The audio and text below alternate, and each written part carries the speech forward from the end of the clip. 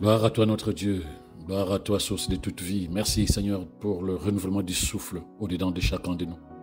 Expression de ton amour, de ta bonté, de ta grâce. Seigneur, tu nous fais lever ce matin en disposant pour nous toutes les ressources dont nous avons besoin afin que cette journée soit pour la gloire de ton nom. Nous sommes convaincus Seigneur que rien ni personne ne peut changer le plan que tu as pour chacun de nous ce matin. Voilà pourquoi nous empressons de nous approcher de ta parole, car nous savons que tout ce dont nous avons besoin est dans ta parole. Nous aurons un chant nouveau, un chant de reconnaissance, de célébration du nom de celui qui est notre Dieu durant toutes ces journées. Aucun plan de l'ennemi ne s'accomplira dans la vie de tes enfants, car seule ta parole et ton esprit nous conduira aujourd'hui avec excellence, perfection et puissance au nom de Jésus. Tout ce dont nous avons besoin cette journée, Seigneur, tu l'as disposé. Et nous tendons notre main, la foi que tu nous as donnée, afin que nous possédions et que nous glorifions ton nom avec action de grâce et reconnaissance. Alléluia. Shalom, shalom bien-aimé, je suis très heureux de savoir que tu es debout ce matin, que le Seigneur te fait encore grâce de connaître cette journée, de vivre cette journée. Et je suis convaincu que lui qui ne fait pas les choses à moitié, il a disposé pour toi des grâces et des bénédictions afin que cette journée soit véritablement un cadeau pour toi. Dieu fait toutes choses parfaites et excellentes pour ceux et celles qu'il aime. Et je sais que le Seigneur t'aime et je sais que cette journée est merveilleuse pour toi. C'est ma prière pour toi et je le déclare au nom de Jésus. Bien-aimé, hier, on a commencé à parler de la méditation. Est-ce que c'est vraiment nécessaire pour un enfant de Dieu? Et nous avons compris effectivement que la méditation pour un enfant de Dieu, pour un chrétien si tu veux, n'est pas facultatif, ce n'est pas une option. C'est par elle que tu construis ta vie chaque jour, donc c'est essentiel. Beaucoup de gens ont oublié que la vie est d'abord spirituelle et que notre esprit ne se nourrit pas des choses matérielles ni des choses émotionnelles. Notre esprit se nourrit des choses spirituelles et à partir de notre esprit, le Saint-Esprit transmet la vie de Dieu dans notre être entier et nous vivons la véritable vie de Dieu. Peut-être que beaucoup de personnes ont perdu de vue que Jésus est venu pour nous donner une vie et une vie en abondance, c'est-à-dire qu'une vie opposée à celle que nous vivions avant. La méditation, c'est elle qui fait entrer la parole de Dieu dans ton esprit. C'est elle qui fait passer la parole de ton cerveau, de ton intelligence dans ton esprit. C'est ce que nous avons compris hier, ce que j'ai dit hier. Donc la méditation, ce n'est que cet exercice spirituel qui te permettra d'amener la parole de Dieu à devenir vie de Dieu à l'intérieur de toi. Il y a deux actions. Il y a l'action du Saint-Esprit, il y a ton action. L'action du Saint-Esprit apporte la vie de Dieu. Donc c'est quelque chose d'invisible mais de réel, derrière l'action que toi tu poses. Dans ton cerveau, tu peux toujours raisonner sur la parole de Dieu. Mais quand ça prend l'esprit, donc quand la parole entre dans ton esprit, ça devient réel, ça devient spirituel, ça devient la vie de Dieu. Mais au départ déjà, tu reçois les informations lorsqu'on prêche dans ton cerveau. Mais dans ton cerveau, ça ne peut pas changer ta vie. Ça ne peut pas t'apporter la vie de Dieu. Il faut amener la parole dans ton esprit. Et c'est à partir de ton esprit que la parole devient vie de Dieu. C'est quand ça arrive dans ton esprit que ça devient réel. Et or, il n'y a que la méditation, bien aimé, la méditation qui amène la parole de ton cerveau, de ton intelligence humaine vers ton esprit. Et quand ça arrive à ton esprit, comme je l'ai dit, elle devient vie de Dieu. Il n'y a aucune explication scientifique là-dedans. Tu sauras que la parole que tu écoutes régulièrement, que tu médites régulièrement, est en train de faire son travail à l'intérieur de toi parce qu'il y a beaucoup de choses qui commencent à changer autour de toi. À l'intérieur d'abord, dans ton cœur, dans ton esprit. Et tu verras que progressivement aussi à l'extérieur, il y a une manifestation surnaturelle qui commence à se positionner. Cela signifie que la parole fait son travail. Il n'y a aucune explication scientifique. Mais toi, tu sais. Parce qu'à partir de ta foi, tu sais que la parole de Dieu, c'est une vérité. Voilà pourquoi tu développes la méditation, l'habitude de la méditation, pour que cette parole régénère ta façon de penser, régénère ton état d'esprit, régénère ton caractère, et qu'à partir de ce moment-là, tu développes la vie de Dieu et que progressivement, cette vie te fasse grandir et se manifeste à l'extérieur.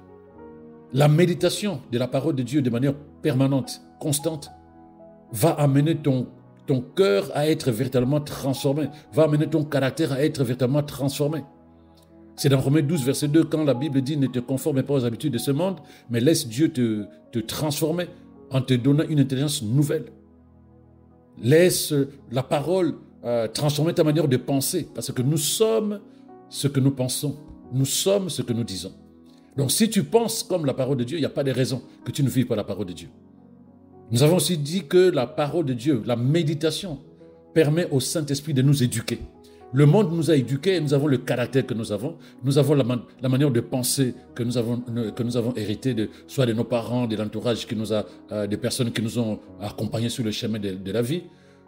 Mais si nous estimons que cette manière de penser n'est pas bonne, si nous estimons que cette manière ce caractère, cet état d'esprit, cette manière de fonctionner, ce n'est pas bien, alors il nous faut maintenant être rééduqués différemment. Là où tu étais tout le temps en colère, tu es capable d'être rééduqué par le Saint-Esprit et la parole de Dieu, où tu seras une personne qui sait se contrôler, se maîtriser. La vie chrétienne, c'est une formation permanente par le Saint-Esprit et dont la matière, comme je disais, la matière à enseigner, c'est la parole de Dieu. Donc si nous acceptons d'être enseignés, d'être éduqués par la parole de Dieu, nous serons alors conditionnés de notre manière de penser et nous serons plus sous l'influence du règne des ténèbres, nous serons plus sous l'influence des émotions, mais nous serons sous l'influence de l'éducation du royaume de Dieu. Parce que tout ce que nous sommes est lié en grande partie à l'éducation et aux influences que nous avons reçues sur le chemin de la vie. Parce que nous sommes la manifestation, bien-aimée, de tout ce qui nous impacte, de tout ce que nous acceptons à l'intérieur de nous. Ce que nous laissons entrer à l'intérieur de nous va transformer notre manière de penser, va transformer notre perception, va transformer notre état d'esprit. Et c'est ça qui va être la source de nos pensées et donc de nos actions et donc, naturellement, de notre vie. Donc si nous laissons l'Esprit de Dieu nous éduquer, nous former sur la base de la parole de Dieu, notre mentalité sera basée sur la parole de Dieu, notre système de pensée sera basé sur la parole de Dieu, nos perceptions, notre caractère, notre état d'esprit auront la couleur de la parole de Dieu. Il n'y a aucune raison que tu ne vives pas la vie de Dieu. Il n'y a aucune raison. Et nous avons aussi dit que la parole de Dieu, c'est la nourriture de tout enfant de Dieu, la nourriture spirituelle de tout enfant de Dieu. Tu sais nourrir ton corps physique et tu es en bonne santé, tu es fort, mais tu perds de vue que tu as aussi un corps spirituel qu'il faut nourrir régulièrement de la même manière que tu nourris ton corps physique. Quelqu'un qui souffre de malnutrition n'aura pas assez de résistance, bien-aimé, lorsque la maladie attaque son corps. C'est la même chose spirituellement. Lorsque ton corps spirituel, lorsque ton homme intérieur n'est pas nourri, et lui, il ne mange pas 10 000 choses, il ne mange que de la parole de Dieu. Lorsque tu ne te nourris pas de la parole de Dieu par la méditation, ton homme spirituel, ton corps spirituel, ton esprit sera affaibli. Et c'est là où l'ennemi va t'attaquer. Un rien, tu es ébranlé. Un rien, tu baisses les bras. Un rien, tu as besoin de laisser tomber. Pour la simple raison que tu n'as pas donné assez de nourriture spirituelle à ton esprit, à ton homme intérieur, pour que tu sois à même d'être fort. Comme quand tu manges physiquement, tu deviens fort physiquement. Alors, il faut aussi manger spirituellement pour que tu arrives à être fort spirituellement. Ce n'est pas parce que tu dis je suis fort que tu es fort. Non, on est fort parce que la parole de Dieu prévaut à l'intérieur de nous et le Saint-Esprit donne vie à toutes les paroles que nous proclamons. Donc lorsque tu dis je suis fort, spirituellement tu l'es parce que tu es en phase avec la parole de Dieu et que la parole nourrit ton esprit parce que la parole de Dieu sature ton esprit. C'est essentiel. Lorsqu'un chrétien bien-aimé néglige la parole de Dieu, il est susceptible d'être attaqué par le diable et soumis aux circonstances du monde qui l'entoure.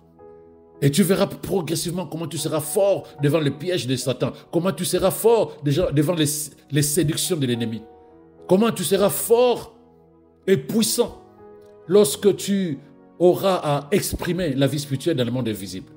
C'est essentiel. Il y a aussi le fait que lorsque tu médites la parole de Dieu, tu apprends progressivement à penser comme Dieu. Si tu t'entraînes à méditer régulièrement la parole de Dieu, tu verras, tu vas découvrir que tu vas commencer à penser, à parler et à agir comme Dieu. Donc tu ne seras plus en contradiction avec la parole de Dieu. Tu seras plus résistant de ce que Dieu conseille dans sa parole. Parce que tu seras totalement en phase avec sa parole et tu vas agir comme si c'est Dieu qui agissait lui-même. Tu vas parler comme si c'est Dieu qui parle lui-même. C'est important la méditation pour un enfant de Dieu, pour un chrétien. Et toute ta vie bien-aimée deviendra un reflet de la parole de Dieu. C'est merveilleux. Toute ta vie deviendra un reflet de la parole de Dieu. Et la méditation, c'est aussi le moyen pour toi de recevoir le réma. De recevoir le réma, bien-aimé, parce que lorsque tu es en communion permanente avec la parole de Dieu, lorsque tu développes la culture de l'intimité avec la parole de Dieu, c'est ce moment-là que Dieu va utiliser pour te transmettre les informations qui concernent que toi et lui. Qui concernent que lui et toi, bien-aimé, pour la simple raison que Dieu va te parler de manière personnelle. Il va te parler de manière personnelle, ce qu'on appelle le réma, une parole pour toi au moment T. C'est-à-dire qu'au moment où tu es là, au moment où tu es en train de penser, tu es en train de parler, c'est la parole de Dieu sort et vient capter ton esprit. Et tu reçois. Tu reçois une réponse que tu attendais. Tu reçois une inspiration. Tu reçois une révélation. Mais si tu ne médites pas la parole de Dieu, tu attends que les hommes parlent pour toi. Tu attends que quelqu'un prophétise pour toi. Alors que Dieu, ton Père, la source de ta vie, a tout mis dans sa parole. Lorsque tu prends goût, tu prends l'habitude de méditer la parole de Dieu, tu verras.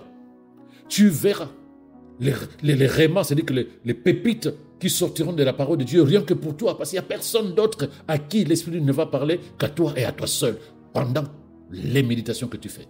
N'attends pas que quelqu'un vienne parler pour toi. N'attends pas que quelqu'un vienne te dire ce que Dieu a dit te concernant. Si cela arrive, gloire à Dieu.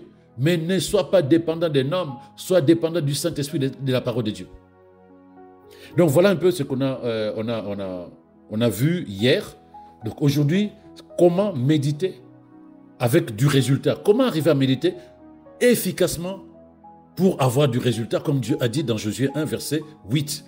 Lorsqu'il dit « ils sont de répéter sans cesse les paroles de ce livre de la loi, médite-les jour et nuit afin d'y obéir et d'appliquer tout ce qui est écrit, alors tu auras du succès dans tes entreprises, alors tu réussiras. » Donc la simple méditation de la parole de Dieu, la simple mise en pratique de la parole de Dieu amène quelqu'un dans le succès dans sa vie, amène quelqu'un à réussir dans ses entreprises.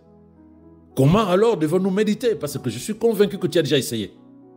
Mais je te garantis, bien-aimé, que la méditation n'a rien à voir avec une étude biblique pendant laquelle tu prends la Bible, tu choisis un verset ou un livre à lire, tu lis un verset, tu lis un chapitre entier et tu essaies de comprendre, tu notes ce que tu as compris, tu pries et puis tu dis « Ah, que j'ai médité », tu t'en vas. Non, ça n'a rien à voir. La preuve, ça n'a pas apporté le succès et la réussite dont parle Dieu. Ça n'a pas apporté dans la vie de beaucoup de personnes le succès et la réussite dont parle le Seigneur, qui est derrière la méditation. Parce que la méditation réelle, c'est une activité permanente. C'est de ça dont je vais te parler ce matin. C'est une activité permanente, constante.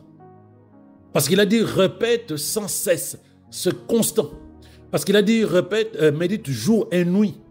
Donc là où tu dis je vais méditer le jour et la nuit je dors, lui te dit non, tu médites le jour, tu médites la nuit. La méditation, bien-aimé, c'est comme la respiration. Que tu dormes, que tu marches, que tu manges, que tu parles, que tu chantes, tu respires. Tu n'as jamais cessé de respirer. La méditation, c'est la respiration spirituelle de ton esprit. Pour garder ton corps en vie, tu respires. Il te faut respirer de manière permanente et constante. Si tu fais 5, 6 secondes, 10 secondes sans respirer, tu commences à sentir que ça ne va pas. Tu ne peux pas non plus rester 1 semaine, 2 semaines sans méditer la parole de Dieu. Dans le monde spirituel, ton esprit, ton homme spirituel risque d'avoir des problèmes de santé spirituelle. C'est la respiration de ton homme intérieur, c'est la respiration de ton esprit bien-aimé. C'est ça la méditation. N'oublie pas la comparaison. Physiquement, tu manges, tu respires, tu fais même plus attention. Spirituellement, c'est la même chose. Tu dois être en train de respirer de manière permanente. Mais tu vas te poser la question, mais comment? Alors que je dors, je ne peux pas méditer. Suis ce que l'Esprit va te communiquer. Bien-aimés, allons ensemble. Donc, rappelle-toi que Josué 1, verset 8, Dieu dit, « Aie soin de répéter sans cesse les paroles de ce livre. » Donc, il y a quelque chose à répéter sans cesse. Répéter sans cesse les paroles. Mais tu ne peux pas répéter les paroles si tu ne parles pas. Donc, la méditation, il faut aussi parler. On en parle tout à l'heure. Donc, lorsqu'il dit, ils sont de répéter, cela signifie que, répéter ces paroles, ça signifie que lorsque je dis gloire, toi tu dois répéter gloire. Lorsque je dis, je suis béni de toutes sortes de bénédictions, toi tu dois répéter, je suis béni de toutes sortes de bénédictions. C'est ça qu'on appelle répéter. La méditation, ce n'est pas tu t'assois là, tu commences à lire et puis tu t'en vas. Non. Il dit, hey, ils sont des répétés. Et répéter, médite les jours et nuits, c'est-à-dire que méditer. Hier, je disais que le mot méditer signifie hag en hébreu et qui signifie ruminer. Tu sais comment fonctionnent les ruminants, comme la vache, le mouton, la chèvre. Donc, eux, ils vont, les matins, ils vont dans la brousse, ils mangent les herbes, ils mangent. Et quand leur premier estomac est rempli, parce que je ne sais pas si tu le sais, les ruminants comme la vache, comme le mouton ou la chèvre, ils ont 4 estomacs. Donc la première chose qu'ils font, ils prennent la nourriture, ils mettent dans le premier estomac. Et puis ils vont s'asseoir peinard quelque part. Ils vont s'asseoir. Et tu le verras mâcher. Toute la journée, pratiquement, ils ne font que ça. Ils mâchent. Mais où ils ont trouvé ça puisqu'ils ne mangent plus? Tu ne les vois plus manger les herbes. Parce que ce qu'ils ont mangé, ils vont récupérer ça. Ils envoient dans la bouche, ils mâchent encore. Ils envoient vers le deuxième estomac. Et quand ils ont fini de prendre dans le premier estomac, vers le deuxième estomac, ils prennent dans le deuxième estomac, et ils envoient vers le troisième. Ils ne font que ça, ils mâchent. Et méditer, hag, signifie ruminer. Donc il faut ruminer la parole de Dieu. Nous sommes des ruminants de la parole de Dieu. Si tu as déjà vu la vache ruminer, alors Dieu te demande bien aimé de ruminer sa parole. C'est-à-dire que lorsque tu as récupéré une information, lorsque tu as mémorisé un verset, la journée, tu ne peux pas te dire, je vais méditer le matin, c'est fini. Tu risques de méditer les soucis, tu risques de méditer les problèmes. Il faut occuper ta pensée avec la parole de Dieu. Rumine la parole de Dieu. Tu reprends la parole de Dieu. Tu ressasses la parole de Dieu. Et il dit aussi que méditer, c'est marmonner. C'est-à-dire que répéter, c'est que tu as médité. Donc lorsque, par exemple, tu lis ces versets, je prends un verset, tu vas voir comment ça fonctionne. Je prends Jérémie 17, verset 7 à 8. Allez, on prend Jérémie 17, verset 7 à 8. Voilà ce qu'il dit. Béni soit l'homme qui fait confiance en l'Éternel et qui place son espérance en lui. Il ressemble à un arbre planté près de l'eau et qui étend ses racines vers le cours d'eau. Il ne s'aperçoit pas de la venue de la chaleur et son feuillage reste vert. Lors d'une année de sécheresse, il ne redoute rien et il ne cesse pas de porter de fruits. Donc je prends ce verset. Le matin, je dois méditer et l'Esprit m'amène vers ce verset. La première des choses, la méditation permanente, la méditation constante, il faut que tu vois la même chose que ce que dit la parole de Dieu. Méditer, c'est réfléchir tranquillement sur ce que dit la parole de Dieu. Il faut que tu vois, il faut que tu génères des images de ce que dit la parole de Dieu. Si tu gardes ces images dans ton esprit, la parole sera conduite dans ton esprit et ça va prendre racine. Tant que tu ne vois pas ce que dit la parole de Dieu, les versets vont rester dans ton intelligence. Et juste après, tu vas oublier. Mais quand tu vois ce dont parle la parole de Dieu, ces images ne sont pas dans ton cerveau. Ces images sont dans ton intelligence. C'est la meilleure façon d'amener la parole. Ces images ne sont pas dans ton cerveau. Ces images sont dans ton esprit. C'est dans ton esprit que tu imagines. Donc si tu vois, si tu imagines, si tu es capable de donner des images à ce que dit la parole de Dieu, sache que tu es en train d'amener la parole de Dieu dans ton esprit. Et si tu vois ces images, ça devient ta façon de penser, ça devient sa façon de vivre la parole de Dieu. Et donc du coup, ta foi n'aura pas à souffrir parce que ta foi verra ce que dit la parole de Dieu. Donc lorsqu'il dit par exemple, béni soit l'homme qui fait confiance à l'Éternel. C'est-à-dire que celui qui a confiance en Dieu, tu fermes tes yeux, tu penses, tu imagines, j'ai confiance en Dieu, et rien que ça, je suis béni. Donc, puisque j'ai confiance en Dieu, puisque je crois en Dieu, la Bible dit que je suis béni. Mais c'est quoi la bénédiction? C'est avoir tout ce dont j'ai besoin venant de Dieu. Je ne m'inquiète pas, mon corps est en bonne santé, j'ai du travail, ma famille, mes enfants vivent dans la sérénité. Tu essayes d'imaginer ce qu'on appelle bénédiction. Donc tu vois, tu as des images qui intègrent progressivement ton esprit. Et il continue, et qui place son espérance en lui. Verset 8, il dit, cet homme-là qui a confiance en l'Éternel, il ressemble à un arbre planté près de l'eau. Donc lui-même Dieu t'amène dans une illustration.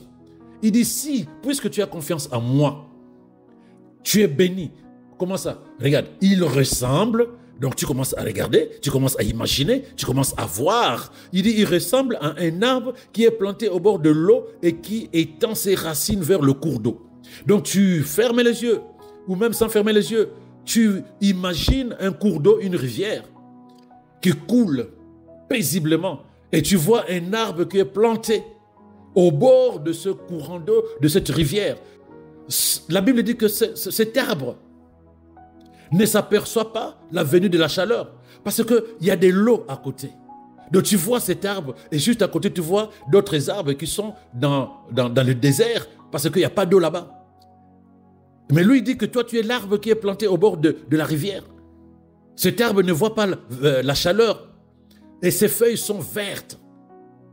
Et quand arrive la sécheresse, donc tu vois la sécheresse de l'autre côté, mais tu vois ton arbre là.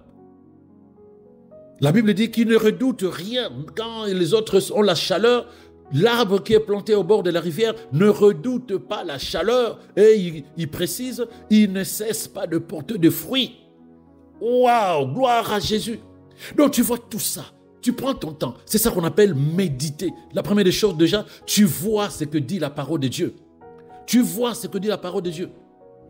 Ensuite, lorsque tu as tout cela à l'intérieur de ton esprit, tu dois murmurer.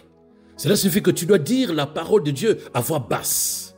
Parce qu'il a dit répète. Tu ne peux pas garder la parole de Dieu à l'intérieur de toi et penser que ça va t'apporter quelque chose. Non. La sémence de la parole, il faut qu'elle soit sémée par ta parole. Oh, là, je te parle par le Saint-Esprit. Écoute, l'Esprit de Dieu te parler. Ta vie est capable d'être différente. Lorsque tu reçois une parole, il faut que tu prononces des mots venant de la parole. Il faut que tu répètes ce que Dieu dit dans sa parole te concernant. Répète sans cesse. Aie soin de répéter. Répéter, c'est parler. Puisqu'il dit, aie soin de répéter les paroles qui sont dans ce livre. Comment tu peux répéter les paroles qui sont dans ce livre si tu ne peux pas ouvrir la bouche? Donc lorsque tu commences à murmurer, parce que tu as vu les images, je suis comme un arbre planté au bord d'une rivière. Même quand il fait chaud, cela ne me concerne pas. Mes feuilles restent vertes et je porte des fruits en toute saison. Et là, tu prends ça pour toi maintenant, puisque tu as vu, puisque tu as imaginé ce que ça signifie, ce que Dieu a dit dans Jérémie 17 te concernant. Tu as vu ça toi-même. Quand tu fais cela, bien-aimé, la parole de Dieu devient personnelle. Ça devient personnel pour toi. Cela devient la parole de Dieu pour toi. Ce n'est pas la parole de Dieu tout court, non. Ça devient la parole de Dieu pour toi parce que tu t'en appropries. Donc tu murmures. Tu sais même, tu peux être au travail. Les gens te voient marmonner. Tu parles quoi d'homme? Je me parle à moi-même. Là, tu murmures la parole de Dieu. Pour que ça devienne ta parole, la parole dans ton esprit, il faut que tu parles. Tant que la parole, tu ne la parles pas, ça ne peut pas être la parole de Dieu pour toi. Ça ne peut pas. Parce que c'est par ça que tu vas s'aimer la parole dans ton esprit. Par quoi? Parce que quand tu as médité, tu as vu, tu as imaginé, tu as vu la même chose que ce que Dieu véhicule dans sa parole, et il te reste une chose, c'est murmurer. Prendre le temps de faire asseoir cette vérité à l'intérieur de toi. Et quand tu as le temps, quand tu as l'occasion, proclame, déclare, hurle la vérité de la parole de Dieu.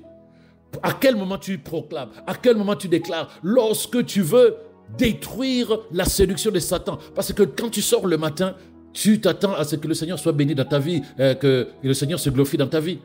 Mais l'ennemi peut t'amener des situations qui sont en contradiction avec ce que tu as médité. Mais si tu fermes la bouche, bien-aimé, il va gagner. Parole contre parole. Lui, il va attaquer tes pensées. Il te dit, tu vois, situation compliquée, ça va être difficile pour toi. Tu sais même pas comment tu vas t'en sortir. Toi, tu te lèves le matin, tu dis, qu'est-ce que j'ai médité? Alléluia. Oh, là, à ce moment-là, tu proclames, tu déclares, tu hurles la vérité de Dieu. Tu dis, non, je suis comme un arbre au bord du ruisseau. Je suis productif en toute saison. Mon bonheur ne connaît pas de limites, tant je demeure dans le royaume de lumière et de vie de Dieu. Je suis comme un arbre planté au bord d'un courant d'eau.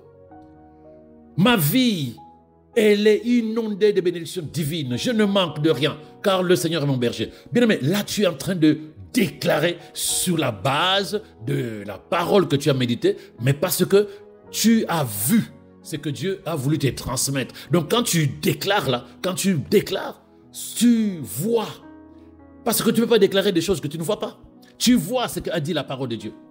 Tu vois ce qu'a dit la parole de Dieu, bien-aimé. De lorsque moi je prends une partie de ces versets, lors d'une année de sécheresse, il ne redoute rien et il ne cesse pas de porter de fruits. Je vois ce que cela signifie. Je réalise finalement que ma vie ne dépend pas des facteurs extérieurs. Puisqu'il dit même quand il y a la sécheresse dans le monde, celui qui est planté au bord de la rivière qu'on appelle la parole de Dieu, Christ Jésus, il ne voit pas la sécheresse. Il porte des fruits en toute saison. Ses feuilles restent vertes. Donc je ne regarde plus ma vie par rapport aux facteurs extérieurs. Je vois ma vie par rapport à ce que Dieu dit. Donc là où c'est galère, moi, je possède. Là où les gens sont au chômage, moi, je travaille. Là où les gens sont tristes, moi, je suis dans la joie. Là où les gens n'ont pas, moi, je possède. Là où les gens s'inquiètent, moi, je suis dans la paix, dans la joie. Donc tu vois, tu es planté au bord de la rivière qu'on appelle Christ, parole de Dieu. Donc ton regard doit être différent de celui qui n'est pas planté au bord de la rivière. Donc lorsque tu pries par rapport à ce que tu as compris, ce que tu vois dans tous les détails de ta vie sur terre.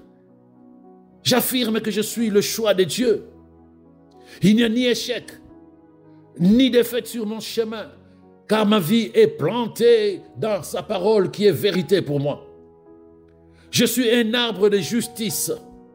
Je ne cesserai jamais de porter de fruits, car Jésus est l'arbre auquel je suis attaché comme une branche. Et ma vie est plantée dans sa parole, et chaque jour, je porte des fruits, car ma vie ne connaît pas de saison en Christ Jésus. Ma vie est le témoignage de la grâce de Dieu. Je suis excellent, je gagne chaque jour.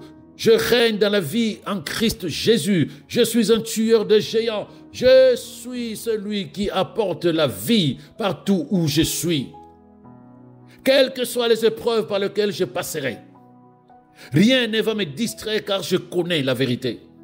Le Seigneur est mon rocher, il est ma force, il est mon refuge, il est la bannière de victoire de ma vie et de ma postérité. Le Seigneur est ma gloire, la gloire de ma vie. En lui je vis, en lui je bouge, en lui j'ai mon être, en lui je marche dans la victoire. Bien-aimé, ce que je viens de faire là, c'est sur la base de ce verset, Jérémie 17, versets 7 à 8.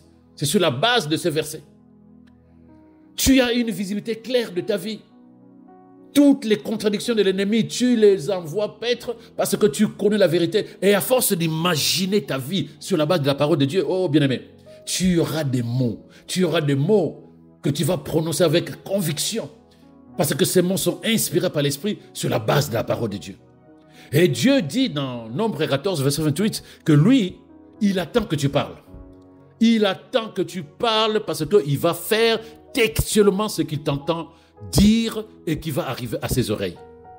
Comment parles-tu de toi quand tu pries? Comment parles-tu de toi quand tu penses? Toute ta journée, tu médites les soucis, les peurs, les inquiétudes. Tu médites quoi toute la journée? Parce que toute la journée, la méditation dont je te parle, la méditation constante, c'est méditer, c'est ressasser constamment la parole de Dieu. Tu remplaces le souci par la parole de Dieu. Tu remplaces les pensées de peur par la parole de Dieu. Tu remplaces les pensées d'inquiétude par la parole de Dieu. C'est ça la méditation constante. Tu développes la capacité, la force de voir les mêmes choses que Dieu véhicule dans sa parole. Tu imagines. Là où tu imagines le malheur dans ta vie, là où tu imagines les malheurs dans ton foyer, là où tu imagines les échecs dans ta vie, dans ton avenir, prends le temps, bien-aimé, d'imaginer, de voir la même chose que ce que dit la parole de Dieu. Le Seigneur est mon berger, je ne manquerai de rien. Le Seigneur, c'est qui? Le créateur de l'univers, le Dieu tout-puissant, le souffle qui me fait vivre. Il dit, il est mon berger, c'est-à-dire que c'est lui qui me conduit, moi je suis comme une brebis. Donc je suis derrière le berger. Le berger sait ce dont j'ai besoin. Donc, si le Créateur est mon berger, je ne peux manquer de rien, puis c'est lui qui a créé toutes choses. Ça t'apporte déjà la paix à l'intérieur de toi. Ça t'apporte déjà la paix à l'intérieur de toi, bien-aimé. Alléluia.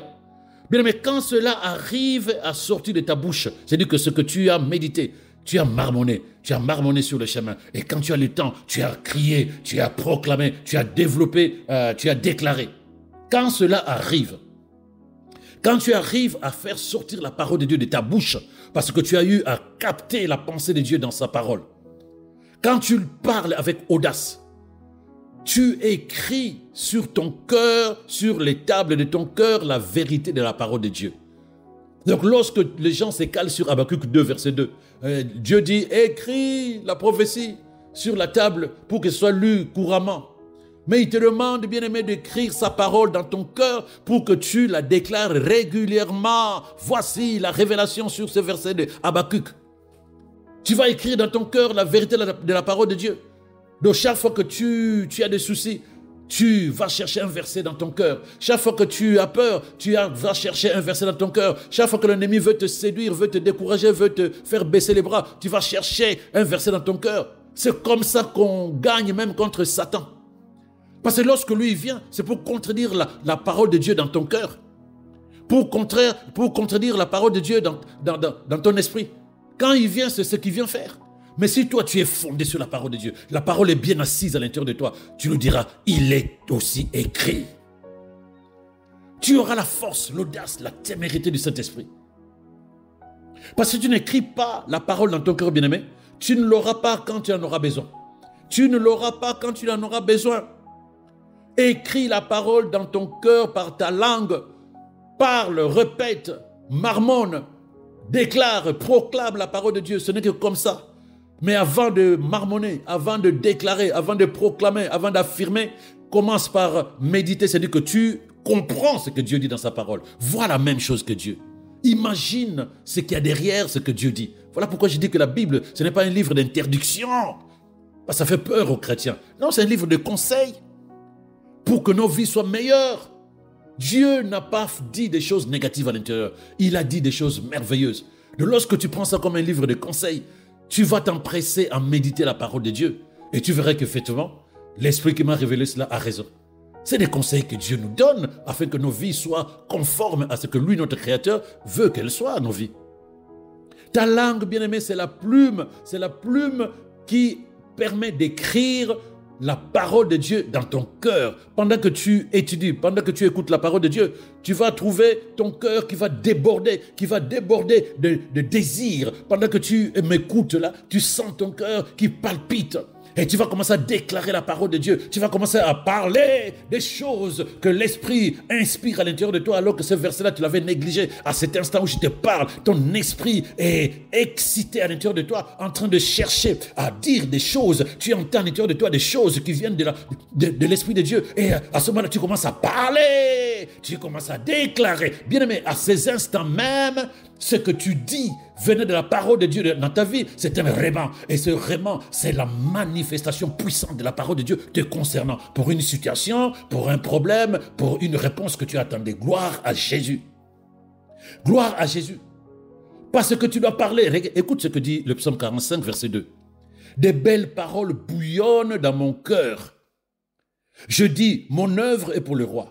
Que ma langue soit comme la plume d'un habile écrivain. Que ma langue soit comme la plume d'un habile écrivain. Que ma langue soit comme la plume d'un habile écrivain.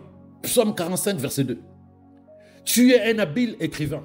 Tant que tu parles de la parole de Dieu, ce que tu écris, c'est ce que les gens liront. C'est-à-dire le témoignage de ta vie qui glorifie le Seigneur derrière la parole qui est devenue ta vie.